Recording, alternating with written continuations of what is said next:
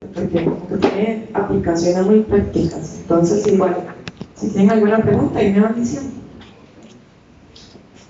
Bueno, resulta que si uno se pone a ver así como noticias, no sé si alguna vez han visto como imágenes así, o si alguna vez han ido a alguna competencia, o han visto como sobre todo eventos de largas distancias, por ejemplo de ultramaratón. Resulta que este tipo de escenarios son relativamente comunes. Es este montón de gente ahí literalmente esperando el baño. Y es por algo que se llama, que la gente lo conoce como la diarrea del corredor. Entonces, la idea de la clase es como entender un poquito por qué podría pasar, cambios durante el ejercicio que expliquen este tipo de situaciones y pues también qué se considera normal y qué no, ¿verdad? Entonces, vamos a ver, esta primera parte es como un repaso de nuevo de fisio normal.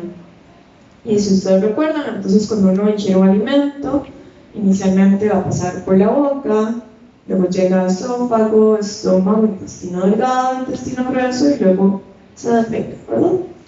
Si nosotros viéramos como tiempo de tránsito gastrointestinal normales, podríamos decir que en la boca el tiempo que van a pasar los alimentos es más o menos de 1 minuto. El paso por el esófago es realmente muy rápido, solo de algunos segundos, se habla que de 5 a 8 segundos. Y en el estómago vamos a tener un tiempo de 2 a 4 horas. Vean que igual estos son rangos, ¿verdad?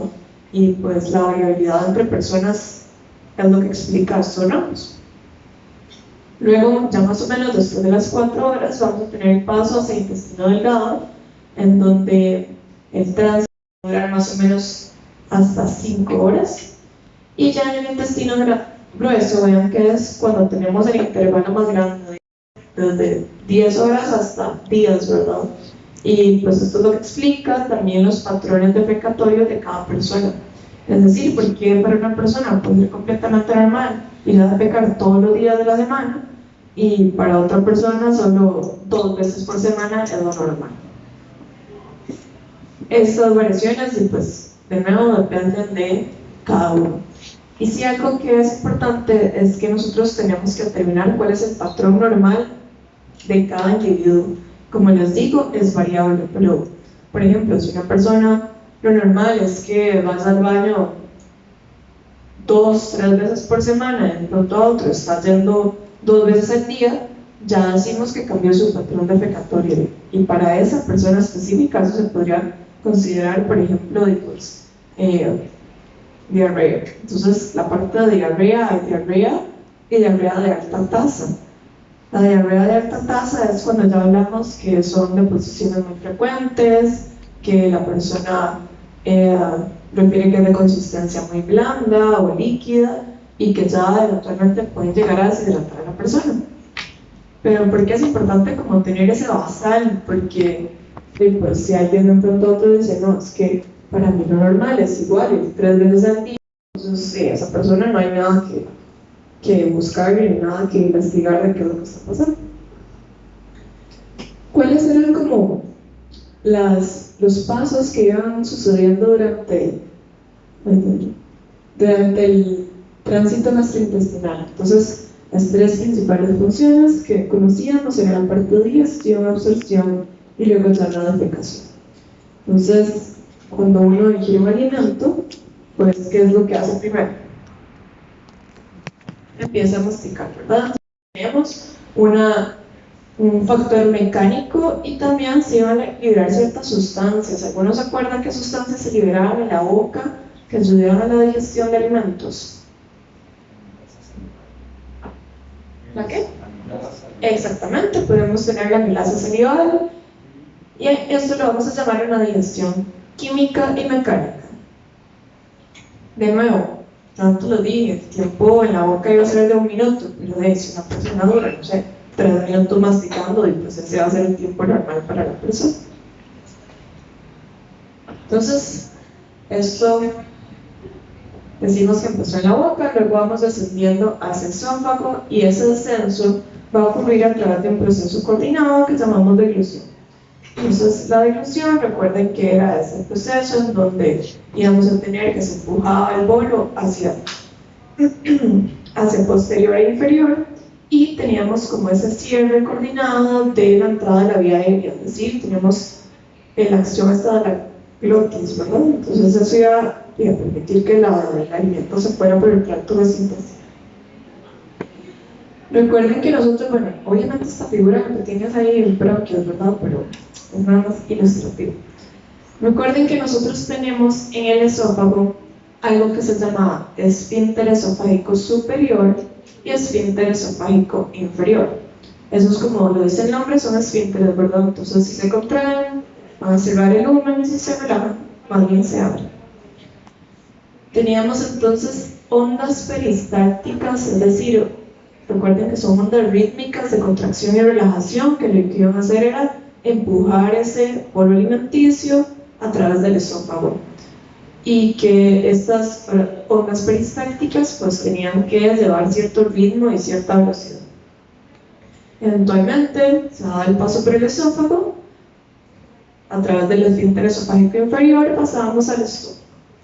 Ya en el estómago teníamos más o menos como dos fases, una fase que era de almacenamiento y otra fase que era de vaciamiento. Entonces la fase de almacenamiento teníamos que igual se generaban ciertas ondas, sobre todo de relajación y expansión de las paredes del estómago, y también acá seguía el proceso de digestión. Entonces teníamos también lo que se llamaba digestión mecánica y también enzimática. Ahí dice de carbohidratos, ¿verdad? Pero no es solo de carbohidratos. La salida del estómago, ¿se acuerdan cómo era que se llamaba? Lo que regulaba el paso del estómago al intestino delgado, al duodeno. Ajá. El píloro, exactamente. Entonces, igual, dependiendo del tono del píloro, vamos a tener que se favorece o no el vaciamiento gástrico. Teníamos entonces ya en intestino delgado, que después del duodeno empezamos a llamarlo quimo, y ya en este caso teníamos de nuevo que seguía la digestión y empezaba la absorción como tal de nutrientes y también de agua. Y por último, en intestino grueso, pues terminaba de suceder esta parte de la absorción, sobre todo de agua. Esto es fisiología normal, ¿verdad? Y al final, entonces, la defecación. Si nosotros hacíamos un corte, por ejemplo, de intestino delgado, entonces esto sería el lumen, enterocitos, espacio intersticial y sangre. Entonces, esta parte de la digestión la llamamos cuando una partícula más grande se iba a ir dividiendo en partículas más pequeñas, que eventualmente podrían pasar del lumen al vaso sanguíneo por medio de lo que se llama absorción. Teníamos la motilidad, que era el movimiento a través del tracto gastrointestinal, y que también algo de lo que todavía no hemos hablado es la función esta de secreción del tracto gastrointestinal, que al final es pues, que se están secretando diferentes sustancias hacia la luz del tubo digestivo o hacia intersticio o sangre. Y hasta ahora en realidad no he dicho nada nuevo de lo que ustedes ya conocen. Resulta que estos procesos van a estar muy de la mano del cambio en el flujo sanguíneo al tracto gastrointestinal. Y ese flujo sanguíneo lo vamos a llamar flujo sanguíneo esplácnico. Es decir, flujo sanguíneo que llega al tracto gastrointestinal y órganos viscerales. ¿Qué es lo que sucede durante el ejercicio? Entonces, ven, acá tenemos un gráfico donde se tiene el eje X, una persona que inicialmente está en reposo y luego va aumentando su consumo de oxígeno, es decir, va realizando ejercicio, primero de intensidad leve y luego de mayor intensidad. Y esto es el flujo sanguíneo. Entonces, cuénteme alguno que les llama la atención de este primer gráfico de la izquierda. ¿Cómo? A medida que la intensidad del flujo se va dirigiendo los músculos y el espacio. Ok, entonces sí, nosotros tenemos que de manera general, a mayor intensidad del ejercicio, hay un aumento en el flujo sanguíneo. En general, al final esto sería un aumento del gasto calórico, ¿no? Pero que este aumento del flujo sanguíneo va a ser sobre todo a expensas de los músculos activos. Esto sucedía por algo que se llamaba la vasodilatación asociada a aumento del metabolismo. Ajá. Sí. ¿Cómo? Vasodilatación. Ajá. Parasimpático. Ajá, pero en ejercicio de aumento del tono simpático. Entonces, ¿por qué era que teníamos vasodilatación en músculos activos? Por los metabolitos. Exactamente, ¿y eso se llamaba? Simpatolización funcional. Entonces, recuerden, si durante el ejercicio tenemos un aumento del tono simpático, ese aumento del tono simpático generaba vasoconstricción, perdón, es decir, aumento de la resistencia. Si yo tengo aumento de la resistencia, ¿qué pasaría con el flujo sanguíneo? Disminuye, exactamente. Excepto en órganos que tengan otro tipo de regulación, por ejemplo, músculos activos. Entonces, músculos aumentaron su flujo sanguíneo y acá llegaron y agarraron este pedacito de la barra y lo expandieron. Nosotros vemos los diferentes colores y, como ya dijo el compañero, pues del flujo esplácnico vemos que hay una disminución a mayor intensidad del ejercicio. ¿Por qué creen que no pasa esto, por ejemplo, en la circulación coronaria y cerebral? Digamos, no era como que disminuía cuando era incremental, pero el volumen total de sangre que hay y como la cantidad de cerebral y el músculo activo, el porcentaje se debe disminuir. Pero ¿por qué pasa esto específicamente en circulación coronaria y cerebral? Posiblemente los sales estén como más activos por el ejercicio. Sí, en realidad nosotros decimos que tenían, pues, de nuevo, otros tipos de regulación. Por ejemplo, en circulación coronaria también teníamos la regulación hasta por metabolitos, y decimos que en realidad estos son órganos de una jerarquía alta, es decir, como prioritarios. Entonces estos órganos tenían regulación, que entre comillas van a hacer que no le hagan caso al aumento del tono simpático. Obviamente en el resto de la clase lo que nos vamos a enfocar es en cambios en la circulación esplácnica, pero pues vean que también hay disminución del flujo sanguíneo, por ejemplo, renal. Sí. De manera general, entonces decimos que aumentó el flujo sanguíneo, pasó de 5 litros más o menos a más de 20, y que es asociado a una redistribución de los músculos activos. El flujo sanguíneo esplácnico empezó como en 2 litros más o menos por minuto y llegó a 0.7 más o menos litros por minuto. Y dijimos que esto está asociado a aumento del tono simpático, que generó vasoconstricción, aumento de resistencias vasculares y disminución del flujo sanguíneo a estas zonas que no tenían ese tipo de regulación, por ejemplo, de simpatolización funcional. Que en realidad hasta ahora yo creo que ha sido como un repaso de oficio general, ¿verdad? Vamos a ver entonces modificaciones ya de las funciones como tal del esófago, estómago, intestino e hígado durante el ejercicio. Y vamos a ir en orden descendente. Entonces, primero, el esófago. Hablamos que este tránsito a través del esófago dependía de ondas peristálticas, ¿verdad? Y es que durante el ejercicio vamos a tener que se disminuye la duración, amplitud y frecuencia de las contracciones esofágicas. Y además vamos a tener una relajación del esfínter esofágico inferior. ¿Qué creen ustedes que implique que tengamos menores amplitud, duración de las ondas peristálticas en el esófago?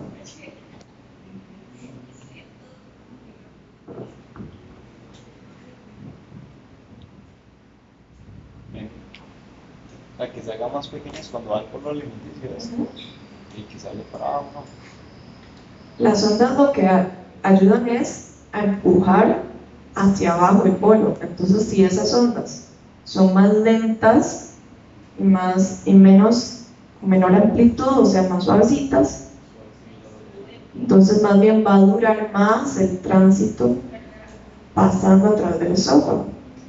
¿Y qué pasa si yo tengo una relajación del esfínter esofágico inferior?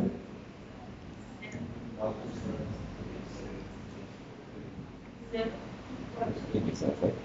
¿Cómo? Va a durar más que ese efecto, ¿no? Que si se queda más tiempo arriba. Todavía la defecación sobre todo depende de lo que suceda en el intestino grueso. Ahorita estamos hablando solo esófago, que llega al estómago y pasó a través del esfínter esofágico inferior. ¿Qué puede pasar si yo tengo ese esfínter relajado?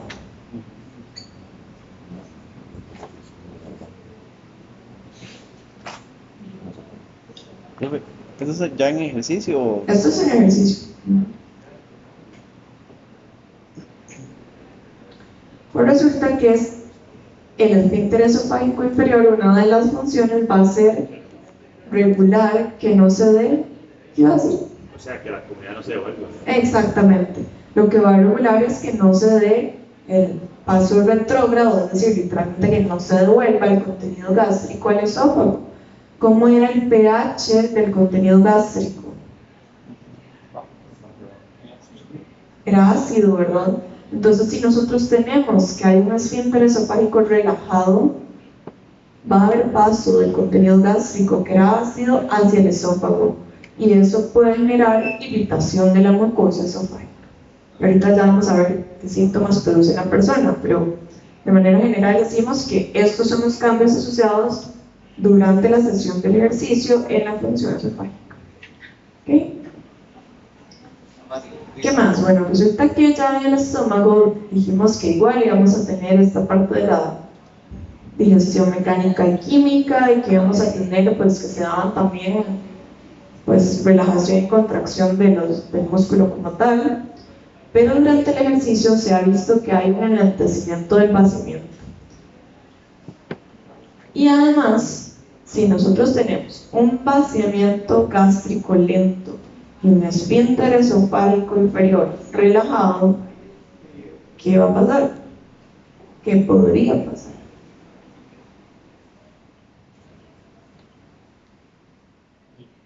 Que se devuelva más, ¿verdad?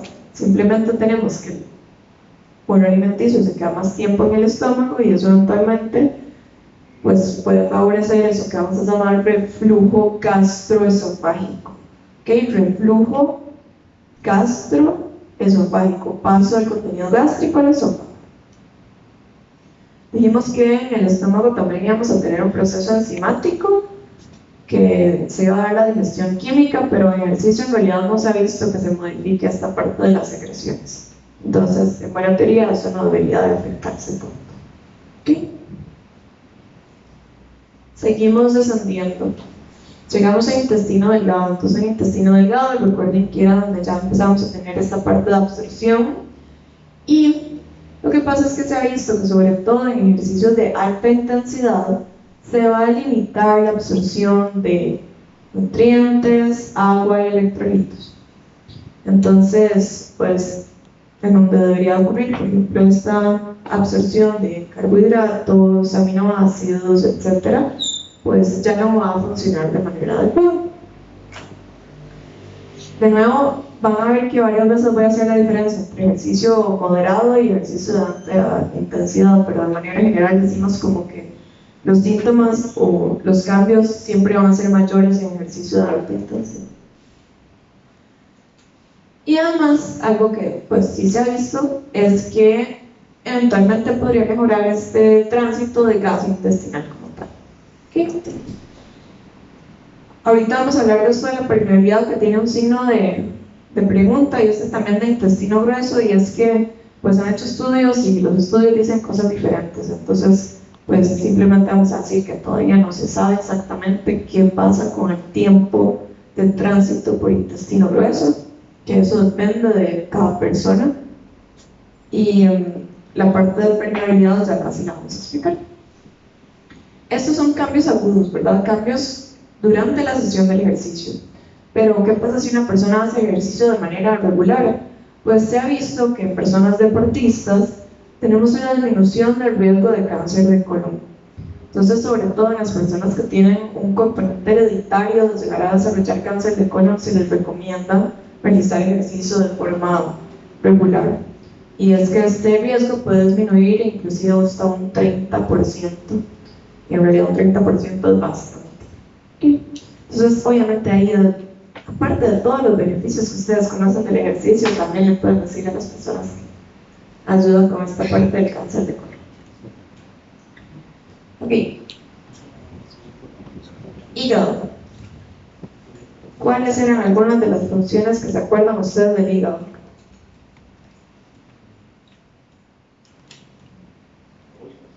¿Cómo?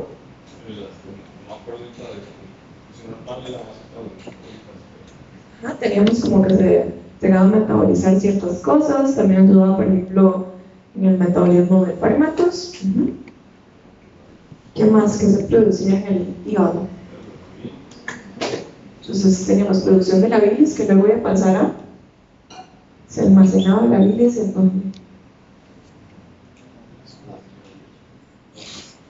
No sé quién dijo, pero escuché ahí como vesícula. Entonces, ¿alguno ha escuchado a algún familiar o alguien que les cuente como, ay, es que yo tengo piedras de la vesícula? ¿Y alguno tiene idea qué es eso? Que se le hacen como unas, o sea, es como bolitas como de sal que se hace en el transcurso de la vesícula. Entonces, digamos, lo que hace es bloquear el proceso para donde salen como las sustancias para poder hacer la digestión. Ok, exactamente. Entonces son calcificaciones o formación de litos, que la palabra de piedra realmente pues uno la hace pensar en la piedra de quién sabe qué, pero no, son litos que pueden tener diferente composición. Pero resulta que hay personas que, dependiendo de la alimentación, pueden llegar a generar composición de la bilis que sea litogénica, es decir, que la composición de la bilis como tal va a predisponer a la formación de estos agregados y que eventualmente se formen los litos o piedras. Pero con el ejercicio tenemos una menor tendencia litogénica de la bilis como tal, es decir, tienen menor probabilidad de llegar a ser litos. Y como dice Carolina, los litos pueden ser adentro de la vesícula o en el paso, pueden ser en el cístico, en el colédoco, etc. Y esa es la típica persona que dice que tiene un dolor así como debajo de la costilla, que les da vómitos, eventualmente se pueden poner ictéricos, o sea, amarillos. Y pues en realidad se ha visto que el ejercicio más bien evita estos cuadros. Obviamente, si una persona deportista dirá esta situación, no es como que le vamos a decir, no, mentira, usted no hace ejercicio, simplemente es como que es una tendencia, ¿no? Igual que el resto del flujo sanguíneo esplácnico, resulta que durante el ejercicio, sobre todo intenso, va a disminuir el flujo. Y en este caso sería el flujo hepático y disminuye montones, inclusive llega a disminuir hasta un 80%. Entonces, ¿por qué esto es importante? Bueno, obviamente es importante por muchas cosas, pero por ejemplo, yo he escuchado por ahí que hay personas que, por ejemplo, antes de hacer ejercicio dicen, no, es que hoy la sesión va a estar muy intensa, entonces yo me voy a tomar 2 acetaminofén antes de entrenar. O no sé, digamos que la persona se ha ido de fiesta y resulta que después decidió irse a entrenar y había tomado. Entonces resulta que tanto el alcohol como ciertos fármacos se van a metabolizar hepáticamente. Y si nosotros tenemos que durante la sesión de ejercicio hay disminución del flujo sanguíneo, pues este metabolismo va a ser mucho más lento y eventualmente la persona podría tener complicaciones. Entonces eso no es como muy recomendado. Y este es el caso típico de una persona deportista que se va a hacer exámenes y entonces llega y le hace exámenes de pruebas de función hepática y le hace pruebas de función hepática y sale asustadísimo porque el médico le dijo que tenía todo alto. Entonces lo que sucede es que cuando uno hace ejercicio de forma regular podemos tener aumentos crónicos de estos 3 parámetros: transaminasas, que es lo que sale en los reportes como AST y ALT, no sé si algunos han hecho exámenes, bilirrubina y fosfatasa alcalina. Entonces, ¿cómo es que yo diferencio como, ok, no, todo bien, mis laboratorios están alterados porque hago ejercicio regular. Pero ¿cómo sé yo que no tengo nada realmente extraño, ¿verdad? Bueno, número uno, por los síntomas, ¿verdad? Si la persona pues, va consultando por un dolor o alguna cosa diferente, pues hay que ponerle más atención. Y lo otro es que estos aumentos no van a ser de más de 3 veces el valor normal. Es decir, menos de 3 veces asociado al ejercicio. Si yo tengo ya un aumento de más de 3 veces, tengo que buscar si hay algo patológico. ¿Okay? Nosotros decimos que entonces hay cambios fisiológicos que son como estos de los que ya hemos hablado, pero que eventualmente podemos llegar a tener ya cambios que sean fisiopatológicos, es decir, que ya están teniendo alteraciones que pueden llegar a enfermedad. Nos vamos a centrar entonces en la clase, sobre todo en esta columna, y en realidad eso es un resumen de lo que ya hemos ido hablando y dijimos entonces, flujo sanguíneo esplácnico disminuye. Es importante que esta disminución del flujo sanguíneo va a ser peor o a ser más importante en personas que realicen ejercicio en ambientes calientes, que no se estén hidratando bien, que estén haciendo ejercicio de alta intensidad durante mucho tiempo, y también se ha visto que es peor en personas jóvenes. Entonces, de nuevo, la persona que resulta que decidió irse a hacer ahí una competencia Punta Arenas a las 11 de la mañana y la competencia dura 3 horas y no se hidrató adecuadamente, probablemente vamos a tener una disminución del flujo sanguíneo esplácnico súper importante, por ejemplo hasta un 80%. Tenemos que se disminuye la actividad peristáltica del esófago y disminuye el tono del esfínter esofágico inferior. Dijimos que se iba a limitar la reabsorción de ciertos nutrientes y agua, pero que no se afectaba la secreción gástrica como tal. Ya si pasara que, por ejemplo, ese caso que les dije, que la persona hizo una competencia, 3 horas, no se dilató, sus montones, si ya tuviéramos, por ejemplo, una disminución del flujo sanguíneo que ya fuera más allá de lo normal, la persona podría llegar a tener algo que se llama isquemia. ¿Alguno sabe qué es isquemia? Literalmente se le empieza a morir una parte del intestino. Entonces, pues, de nuevo, ya no son cambios fisiológicos, sino que, pues, una complicación como tal. Y también, pues, ya síntomas que ahorita vamos a ver, por ejemplo, diarrea y reflujo. ¿Tienen alguna pregunta hasta ahora?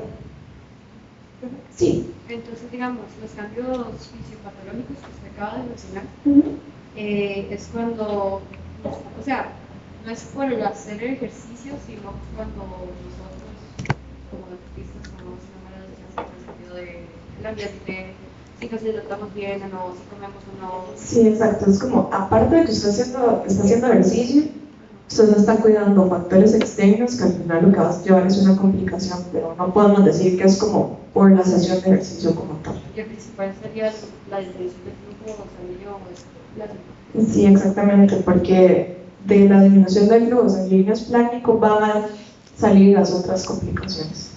Profe, Sí. bueno, entonces es que las personas que hacen, o sea, no, le entendí eso, digamos, que cuando uno hace ejercicio, entonces se reduce el flujo sanguíneo esplácnico, ¿verdad? Entonces, si uno hace ejercicio como muy prolongado y de alta intensidad, entonces puede llegar a generar isquemia. Eso es lo que le entendí hoy. Ajá, si usted hace ejercicio de muy alta intensidad por mucho tiempo y no se hidrata, no realiza, digamos, que se pone ahí a mediodía, está sudando montones y que además, por ejemplo, pues, no sé, usted tiene desde antes una deshidratación pasante. O sea, además estoy diciendo que eso es lo que normalmente va a pasar. Hay casos extremos. Hay personas que, por ejemplo, se han ido a correr maratones sin haber entrenado, les pasan cuadros muy severos, digamos así, Sí. entonces por eso me preguntaba. Sí, o sea, esto puede ser una complicación que literalmente la persona termina ahí en el hospital y le tienen que hacer una cirugía en donde le quitan esa parte del intestino que está isquémica.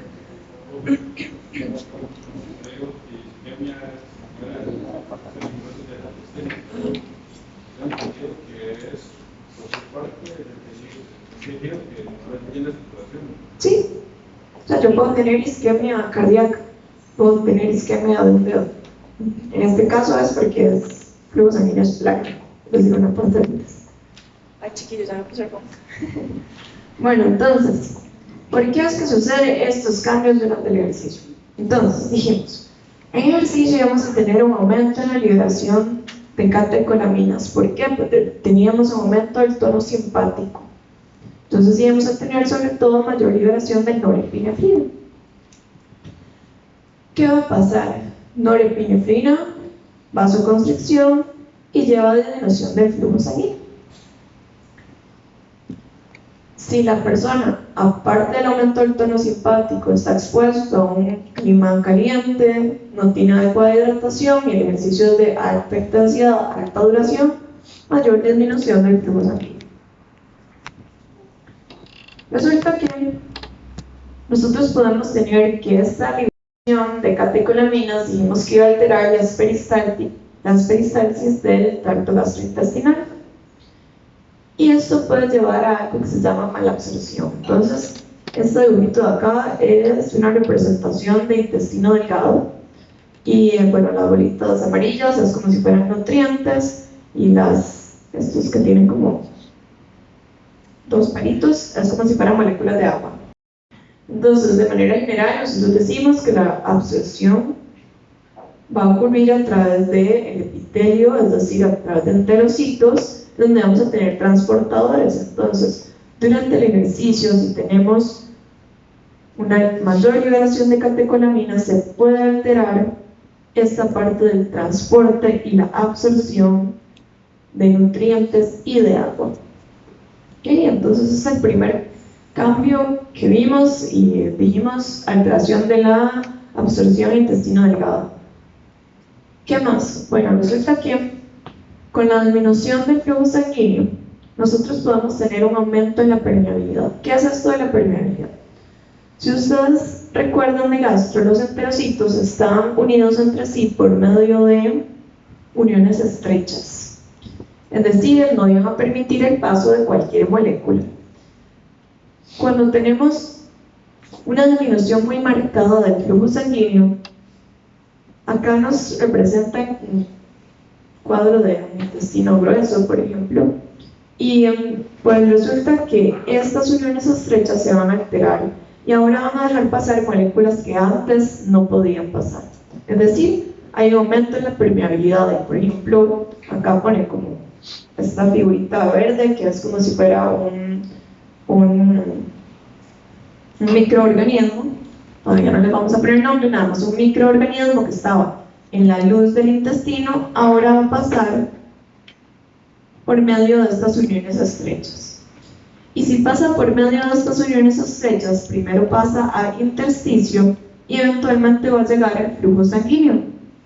Y resulta que si ya llega flujo sanguíneo, es decir, si tenemos microorganismos que podemos decir que por ejemplo es una bacteria, que hay bacterias usualmente en la luz del intestino grueso, pero ahora tenemos en la sangre, tenemos algo que se llama endotoxemia. ¿Okay? Esta endotoxemia, entonces, a fin de cuentas, es asociada a esta mayor permeabilidad.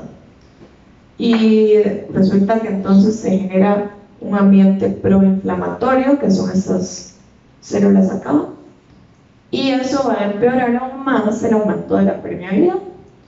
Entonces, a fin de cuentas, pues se va a empezar a dejar pasar ahí de todo.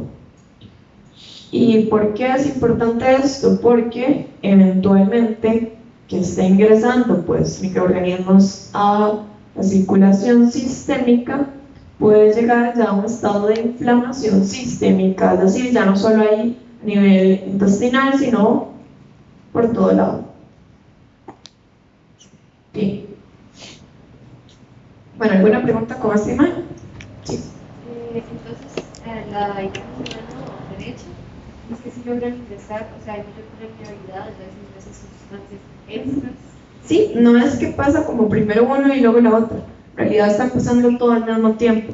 Entonces es como que no hay absorción de lo que debería de absorberse, pero como hay aumento de la permeabilidad, entonces pasa lo que no debería haber. En la otra, la de malabsorción, es que del todo la permeabilidad no se logra la absorción, pero no es por medio de las uniones estrechas, sino que es por transportadores que hay en los enterocitos. Estos transportadores dejan de funcionar adecuadamente. Ok, entonces, nosotros tenemos el ejercicio que lo vamos a tomar como si fuera un estresor, que va a generar una redistribución del flujo sanguíneo, disminuye el flujo sanguíneo esplácnico y eventualmente, si fuera muy intenso, podemos tener isquemia esplácnica. ¿Okay? ¿Qué es lo que va a provocar esto? Que resulta que nosotros tenemos entonces que se empieza a dar un daño al epitelio y teníamos una capa de mucosa. Esa mucosa también se va a alterar. Y lo que va a llevar es entonces que se dañen estas uniones estrechas, es decir, se afecta la barrera, que normalmente era selectiva, y entonces tenemos un aumento de la permeabilidad intestinal e inflamación local.